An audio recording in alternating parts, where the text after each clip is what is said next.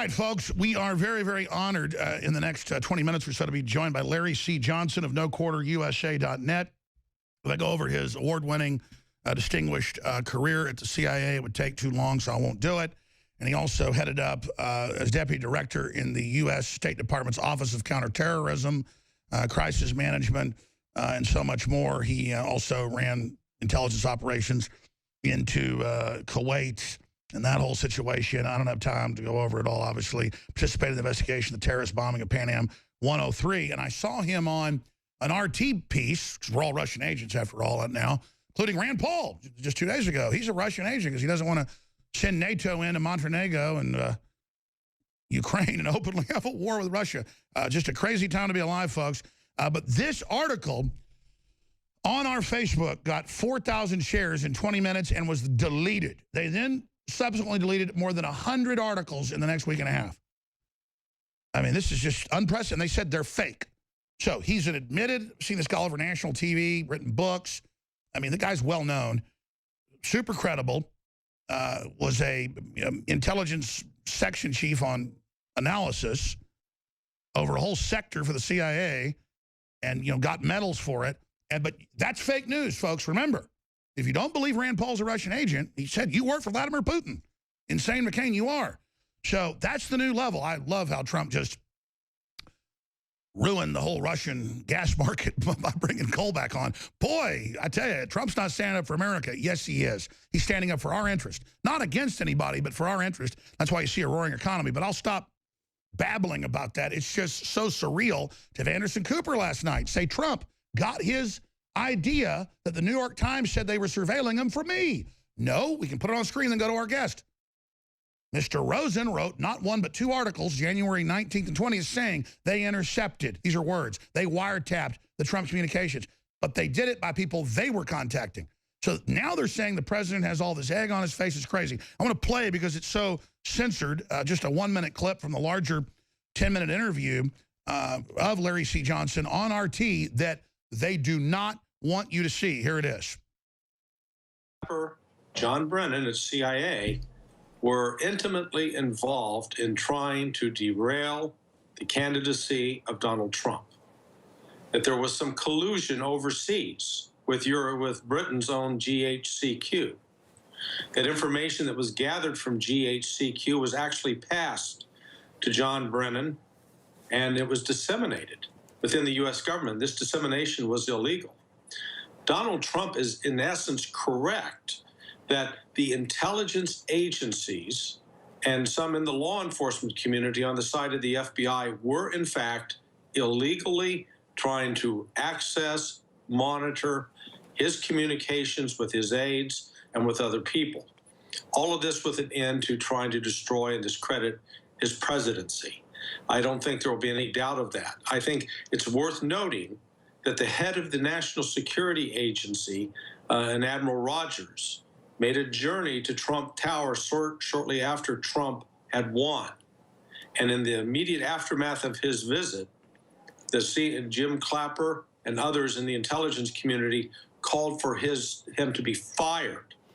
Now, why did Rogers go to Trump Tower? My understanding is, let's call it, it was to cover himself, because he was aware that the NSA the authorities had been misused and abused with respect to Donald Trump. So I think Trump's decision to go out this morning and tweet this was fully intended to send a notice and send word that I don't think he's doing this without evidence. He does have evidence. I think it was just inartfully expressed in the tweet. All right, now notice Trump then comes out a week later and says, look, I called it wiretap. It just means intercept, listening to exactly what Larry C. Johnson's saying. But I've had all the whistleblowers, Thomas Drake on, Benny, the former head of technical NSA. Of course it's all surveilled. They're just using the public's ignorance of this to lie to people. But now they're coming out saying Larry C. Johnson's wrong, Judge Napolitano's wrong, who picked up on it. When I wasn't in the CIA, and I've not been in, but I read the news for 20-something years, this is admitted.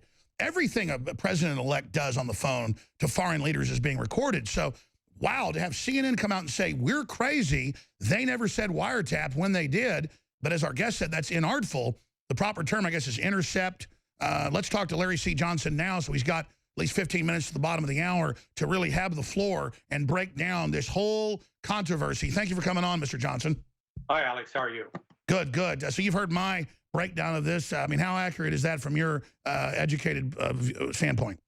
Well, yeah, it's the essence of the story. We've got a lot of things going on here. I guess the real fundamental thing that ought to alarm all Americans, regardless of their political party, their political affiliation, is what has been going on with former leaders of the Central Intelligence Agency and in the Director of National Intelligence Agency's office is direct interference in the domestic politics. If we're going to talk about Russian meddling in U.S. politics, it needs to be acknowledged that these intelligence agencies or principals at the top were involved with meddling. Now, do I have firsthand knowledge that John Brennan was doing this? No, I do not. I have been told, though, by someone who is in a position to know, who's still within the intelligence community, that absolutely that's what was going on. That Brennan and that there were shenanigans going on between the GHQ and U.S. intelligence. How does that work? You've got your listeners should understand that it is illegal without some warrant for any of the intelligence or law enforcement agencies to collect on American citizens. It is not illegal for the British, through their version of NSA, to collect on American citizens because we're foreigners as far as they're concerned, and we're a legitimate target. Similarly, the United States can freely collect on any British citizen because they're not Americans. They don't have the constitutional protection. We all spy on each other then. Yeah. I mean, and you know, if anybody's so naive as to think that the Brits aren't spying on Americans and Americans aren't spying on Brits, well, you know, yeah, I hate to burst your bubble, but the reality is that's what spy agencies do. They collect and gather intelligence on other entities. That's one of their purposes. Right. When that was, you know, John Brennan, again, had his fingerprints all over that because they didn't want the information about the torture report to come out. And Brennan initially denied that that was going on and then later had to admit that it had in fact happened. So it's not, you know, we're not raising these allegations without precedent. And, you know, my concern here is that involving intelligence agencies in domestic politics takes us down a very, very dangerous road. Well, they're not supposed to, and there are rules that have been set up. But again, this goes back to the question of leadership. At both the head of the Director of National Intelligence under the Obama administration, Jim Clapper, you had someone who went and lied under oath before Congress. When you lie under oath before Congress, there should be some sanction. There was no sanction. He was not punished. He finished out his tenure with getting awards at the end and a pat on the back, and he's probably out with some nice fat consulting agreement right now. Similarly, John Brennan got caught lying about what they were doing, spying on the Senate. Again, was there any sanction? So when the people who are in the trenches look at their leaders and see the leaders getting by with lying, and then it sends a message that, okay, it's okay for us to do it too. Well, right. And there was the article, I think it appeared, March 1st in the New York Times. Now, this is over about 2 weeks ago. And here's what it says. American allies, including the British and Dutch, had provided information describing meetings in European cities between Russian officials and others close to Russia's President Putin and associates of President-elect Trump. Okay, let me translate that for your listeners. There's only two types of information those countries are going to have. Either they've got human intelligence, they had a spy who was there, who was part of the meeting and could report on it, or they had an intercept, a wiretap, if you will. But, you know, wiretaps, it goes back to the days when all communication went over a phone wire. It's really more correct to call all this electronic surveillance. Well, I'm used to being censored. Look, I got fired as a Fox News analyst.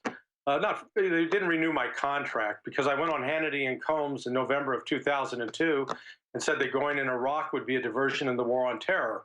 And I was told later that Roger Ailes directed that I was not to be allowed back on air because they didn't want that point of view. Yeah, you know, that's the fact.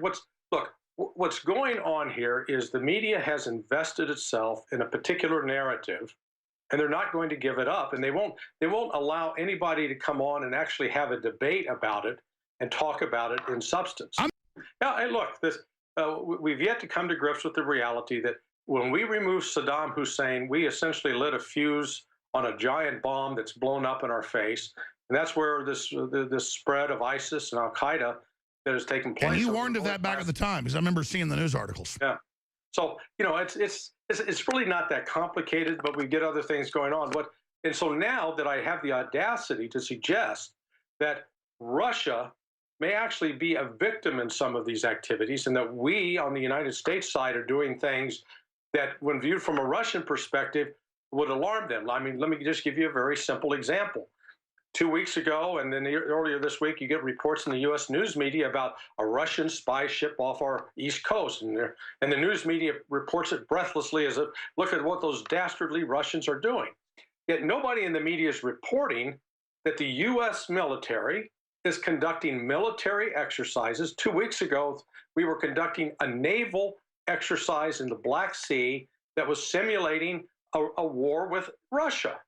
Now, if Russia was conducting military exercises off our shores, simulating an attack on us, or off the coast of, say, Houston, yeah, or had troops in Mexico and Canada. Right now, we have troops in Poland.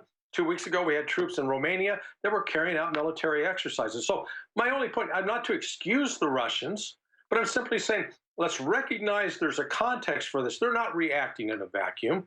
And by the simple fact that I bring that up, I've been accused as being a propagandist, a puppet of Putin, a Russian stooge, and and Senator Paul made an excellent. I mean, he made a substantive argument later. I think the following day on Morning Joe on MSNBC, where he laid out the fact Montenegro is such a poor country. They're so weak militarily, they add nothing to NATO, and they're not going to be able to pay their full weight. So why in the world would we want to bring them into NATO? Because there's nothing to be gained from a strategic. Unless you want to use it as a trigger for another crisis. Say what? Unless you want to use it as a trigger for another crisis. No, and that's exactly right. This is, you know, what most Americans fail to understand. We take great pride in our, the greatest generation who fought World War II and everything that they endured and our great sacrifices. You know, we lost the total number of soldiers, sailors, airmen, Marines that died in World War II in both the Pacific and European theater. There were 470,000. The Russians at the Battle of Stalingrad, one battle over a 6-month period, lost 1 million soldiers. My point in this is they're a lot more sensitive to threats on their border than we are. And they view the military activities such as the ones we're conducting as provocative. And the last time they had that kind of military activity on their borders was in May of 1941. It was Operation Barbarossa. By the Nazis. It was Operation Barbarossa was about to kick off. Yeah, so I'm just, it's not to apologize for Putin. You know, Putin's a bad guy and does some bad things, but hello, he's not the only one in the world. Well, sure, but wouldn't you agree that China is probably right now 10 times the threat that Russia is? They're just running wild. Yeah, no, China is a much more organized threat to the United States, particularly on the economic side. I mean, I could take you through case after case. If you have time, let's do it. You probably got to go soon. If you stay a little bit after the break in a few minutes, please do. But just getting back to this New York Times writer, I want to play a short clip where he claims Trump got the idea from me that there was wiretapping. No, it was in the New York Times. I mean, I've never seen such attempts at just bizarre, you know, the sun isn't in the sky at noon. I don't know as a CIA guy what you'd call this, but it's just like the worst gaslighting I've ever seen. Let's play this clip. Yes, heard. What do you make of the White House citing your article as part of the evidence? I mean, it's getting bizarre at this point because we've said it very clearly, and I said on your show, that that's not what the story said. Anybody can read the story and see that's not what it said. And so there's this bizarre circular thing happening where the president cites a theory that he was wiretapped, which developed on the kind of fringe right-wing media. There it is. There it is, Fringe Wire. And he wrote an article the day before. And then after his tweet storm, InfoWars then started saying, well, look, it was the New York Times that reported it, citing our story, misreading our story. And now, a few weeks later, the White House and the president are citing InfoWars. So they've got one kind of bizarre right-wing fringe theory to defend another bizarre right-wing fringe theory, both of which there's no evidence to support. And just to be clear here, there is, and correct me if I'm wrong, there's absolutely nothing whatsoever in your reporting in the New York Times that indicates President Obama wiretapped or ordered wiretapping of then candidate Trump, correct? Nothing. I mean, if we knew that, that is a fantastic story. That's a fantastic story.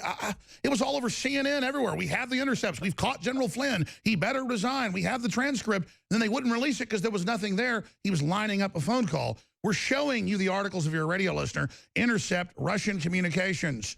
Part of inquiry into Trump. Matthew Rosenberg and phone calls from Trump Tower being intercepted. Man, that guy, what would you call Mr. Rosenberg politically? I mean, what is he doing there?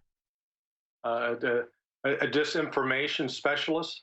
Look, he faults Donald Trump for being able to read. I mean, your listeners and those who are watching, if you the headline simply states wiretapped data used in inquiry of Trump aides. It wasn't, Donald Trump didn't write that headline.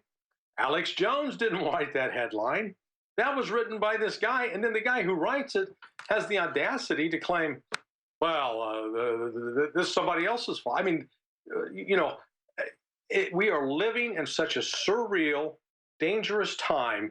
It's literally the world that we read about as children in Alice in Wonderland. That was a fictional world.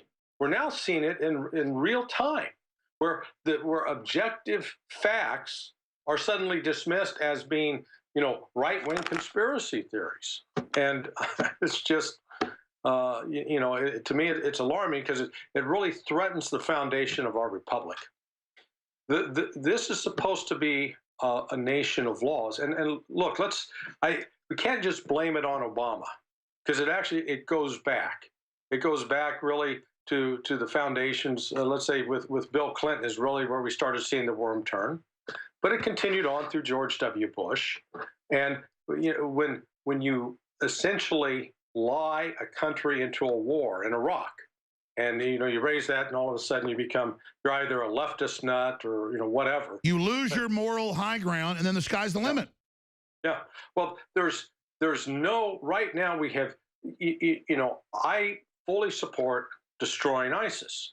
However, what's not being debated in this country is the fact that under Obama and now under President Trump, we've put U.S. troops in a foreign country without a declaration of war. Larry C. Johnson, you'd only said you'd come on till the half hour. Can you do a few more minutes and finish up on the geopolitical for folks?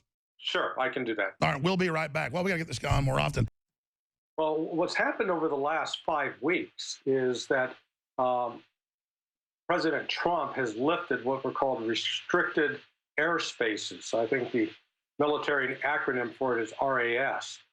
Previously, Obama had imposed restrictions in certain areas that no action could be taken unless he gave approval for a strike.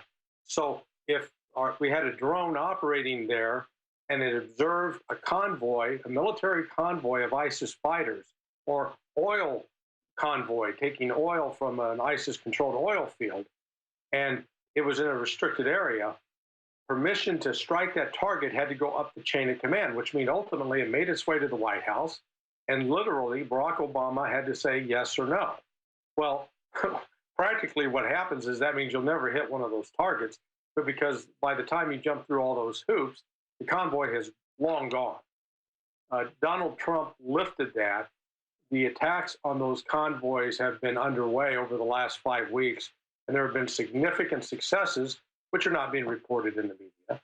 The other thing that's going on that's really fascinating is that there is regular communication between the Russian military and the U.S. Central Command in exchanging information over airspace and troop movements. Why? So that we don't have Russian forces firing at U.S. forces. And I had Colonel Schaefer on just 2 days ago, and he said that wasn't being reported, but that is going on. Yeah. So we're coordinating with the Russians to take out al-Qaeda and ISIS. I know Assad halfway doesn't like it because he's worried we might not leave. But the truth is, isn't Trump fulfilling his promise to not actually help the, quote, moderate rebels who are really al-Nusra, al-Qaeda? I mean, he's hitting them all, isn't he? Right. Well, look, the U.S. intelligence community has known for, boy, at least 4 years that the fighters that were actually fighting in Syria were not these, non-sectarian, secular Jeffersonian Democrat types.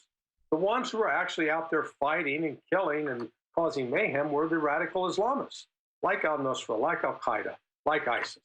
So that's been known in the intelligence community for at least 4 years, and maybe even a little longer than that.